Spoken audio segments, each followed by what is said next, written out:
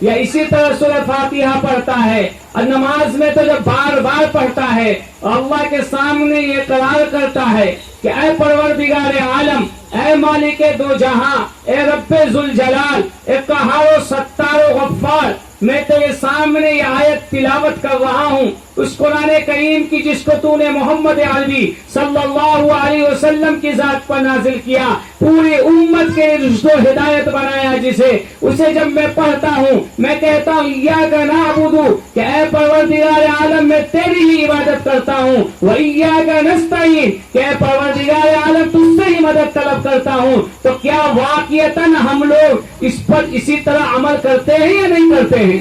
اللہ ہی کی عبادت کرتے ہیں یا نہیں کرتے ہیں؟ اس سے ہی مدد طلب کرتے ہیں کہ نہیں کرتے ہیں؟ لیکن نہیں، جب ہم تاریخ کو الٹ کر دیکھتے ہیں، جب حقیقی دنیا میں آتے ہیں، جب ہم غور و فکر کرتے ہیں معاشرے میں، اپنے سوسائٹی میں، اپنے گاؤں میں، اپنے محلے میں، اپنے شہروں میں، یہاں تک کہ جب دنیا کی نظاروں کو ہم دیکھتے ہیں، یہاں کے چلنے پھرنے والے انسانوں کو ہم دیکھتے ہیں کہ جب قرآن پڑھتا ہے، نماز میں پڑھتا ہے اور اللہ کے سامنے کھڑا ہوتا ہے تو بات تو یہی کہتا ہے، لیکن جب وہاں سے نکلتا ہے تو پتہ یہ چلتا ہے کہ یہ مدد طلب کر رہا ہے، یہ عبادت کر رہا ہے کسی اور کی. کوئی انسان کسی دولت کو دولت کی پوجا کر رہا ہے، کوئی کسی درہم و دینار کی پوجا کر رہا ہے، کوئی کسی پیسے کی پوجا کر رہا ہے. اسی طریقے سے اپنی زندگی کو وہ لوگ گزار رہے ہیں. میرے بھائیوں، صرف یہی نہیں کہ اللہ سے ہی مانگی جاتی ہے، اللہ سے ہی مانگنی چاہیے،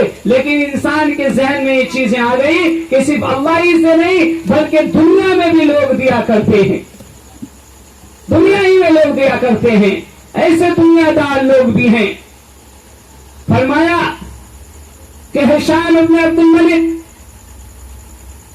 طواف کرنے گیا، مکہ مکرمہ پہنچتا ہے، وہ دیکھتا ہے کہ سالم طواف کر رہے ہیں. یہ کون ہے؟ حضرت عمر رضی اللہ تعالیٰ عنہ کو پوتے ہیں.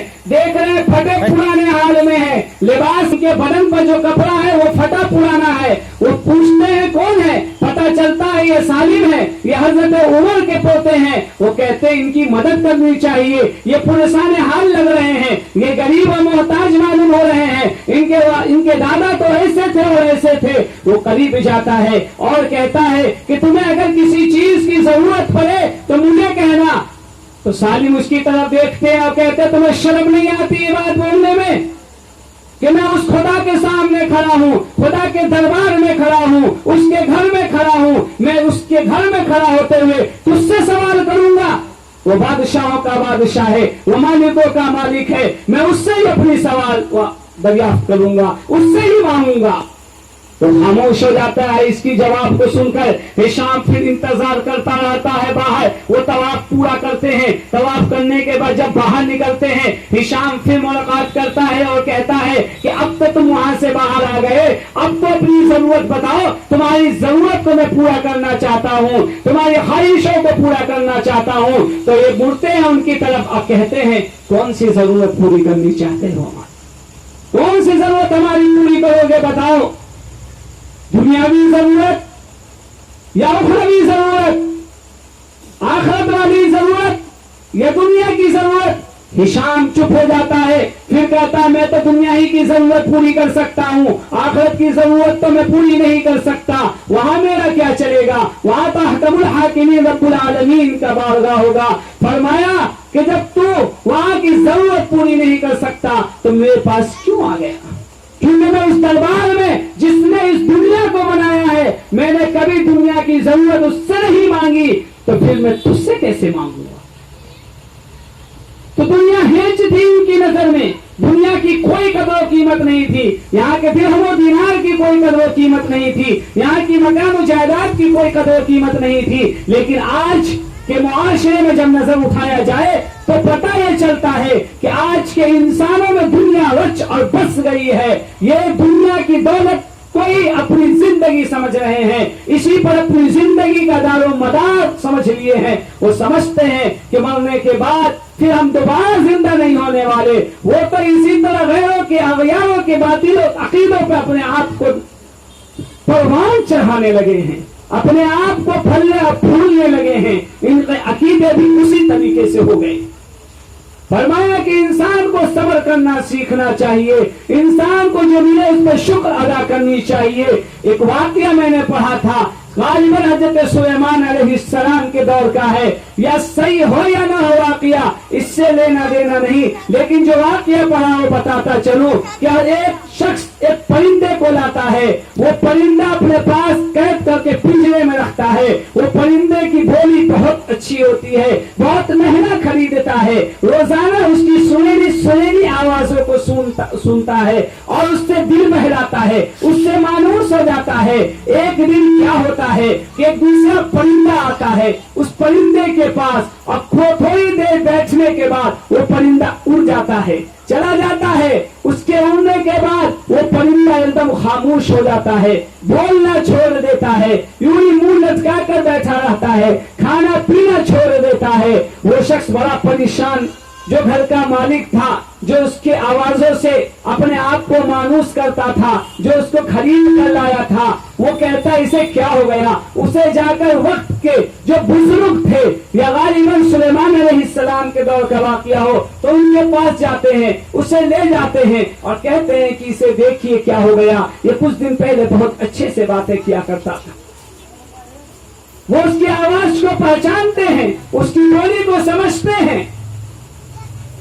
وہ طوطے سے یا اسی طرح جو بھی پرندہ اس سے کہتے ہیں کہ آخر کیا بات ہے، تو وہ کہتا ہے میں درد کی وجہ سے، میں تکلیف کی وجہ سے، میں پریشانی کی وجہ سے چیختا اور چلاتا اور روتا تھا، لیکن انہیں سمجھ میں یہ آ رہا ہے گھر والے کو کہ میں بہت خوش ہوں۔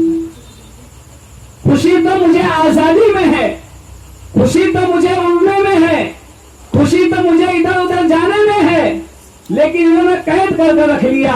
وہ جو پرندہ ایک آیا تھا میرا ساتھی، وہ میرے کان میں کہہ گیا کہ یہ آدمی میری بولی نہیں سمجھتا، تیرے رونے کو بے چینی کو نہیں سمجھتا، تیری پریشانی اور تکلیف کو نہیں سمجھتا، اس لیے تم خاموش ہو جائے، بولنا چھوڑ، جس کی وجہ سے میں خاموش ہوں۔ تو بزرگ فرماتے ہیں اس شخص کو کہ اس پرندے کو آزاد کر دو، یہ اب کبھی نہیں بولے گا۔ وہ بھی شخص یہ سمجھتا ہے کہ اب تو یہ بولے گا ہی نہیں، تو اسے اپنے پاس رکھ کر کیا فائدہ، کیا فائدہ اسے رکھ کر۔ وہ بھی کرنے کے بعد اپنی زبان میں کچھ باتیں کہتا ہے اور کہنے کے بعد اڑتا ہے۔ شخص کہتا ہے یہ کیا کہہ کر گیا ہے؟ انہوں نے فرمایا اس نے ایک بات کہی ہے کہ اگر تم سکون چاہتے ہو، اگر تم مامون ہونا چاہتے ہو، محفوظ ہونا چاہتے ہو، اپنے آپ کو مصیبت اور تکلیف سے بچانا چاہتے ہو تو صبر کرنا، کم بولنا سیکھ لو۔ میں نے صبر کیا، کم بولنے لگا، میں آزاد ہو گیا، اسی طریقے سے تم بھی آزاد رہو گے۔ یہاں انسانوں کے لیے عبرت ہے، انسانوں کے سمجھنے کے لیے ایک بات ہے، وہ یہ کہ ہمیں چاہیے کہ اپنی زبان کو جو استعمال کریں سوچ سمجھ کر استعمال کریں، کم بولیں، جب بولے تو صحیح بولیں، اور جب مصیبت آئے تو صبر کریں۔ الصمت نجات، خاموشی نہیں نجات ہے، پھر ہماری زندگی بھی بہترین گزرے گی، ہماری زندگی بھی بہترین گزرے گی۔ اس لیے فرمایا کہ اپنے آپ کو صبر کرنا، شکر کرنا سیکھنے کی ضرورت ہے۔ ہم اپنی زندگی میں دونوں چیزوں کو بھول گئے۔ ہمیں شکر اس بات کی کرنی چاہیے کہ اللہ کا لاکھ لاکھ شکر ہے کہ اللہ تعالیٰ نے ہمیں دو ہاتھ دیے ہیں۔ بہت سے لوگ اس دھرتی پر رہتے ہیں جو وہ صبح ہوتے ہی آنکھ کھولتے ہیں، شام ہوتے ہی آنکھ بند کرتے ہیں، اس بے چینی میں اپنی زندگی کو گزار رہے ہیں کہ ان کے پاس ہاتھ نہیں ہے۔ ہمیں اللہ نے آنکھیں دی ہیں، دنیا میں ایسے لوگ بھی ہیں جن کے پاس آنکھیں نہیں ہیں۔ ہمیں اللہ نے پاؤں دیے ہیں، دنیا میں ایسے لوگ بھی ہیں کہ ان کے پاس پاؤں نہیں ہے۔ اللہ نے ہمیں گھر و خاندان دیے ہیں، دنیا भी हैं जिनका परिवार ही नहीं है। अल्लाह ने हमें अच्छा से खिलाया और पिलाया है और खिला और पिला रहा है, लेकिन दुनिया में ऐसे लोग भी हैं जिन्हें खाना नसीब नहीं हो रहा है। हमें शुक्र अदा करनी चाहिए, लेकिन उसके बावजूद हमारा गिला है, हमें शिकवा है, अल्लाह से शिकायतें हैं कि ऐ परवरदिगार आलम, तूने तो फला दे दिया, तूने मुझे कुछ नहीं दिया, तूने मुझे कुछ नहीं दिया। दूसरे को तो फला नेमत से नवाज दी, शुक्र अदा करनी चाहिए। हमें चाहिए कि अपने से नीचे वालों की तरफ देखें और शुक्र अदा करें कि अल्लाह वो नेमत उसे नहीं है, तूने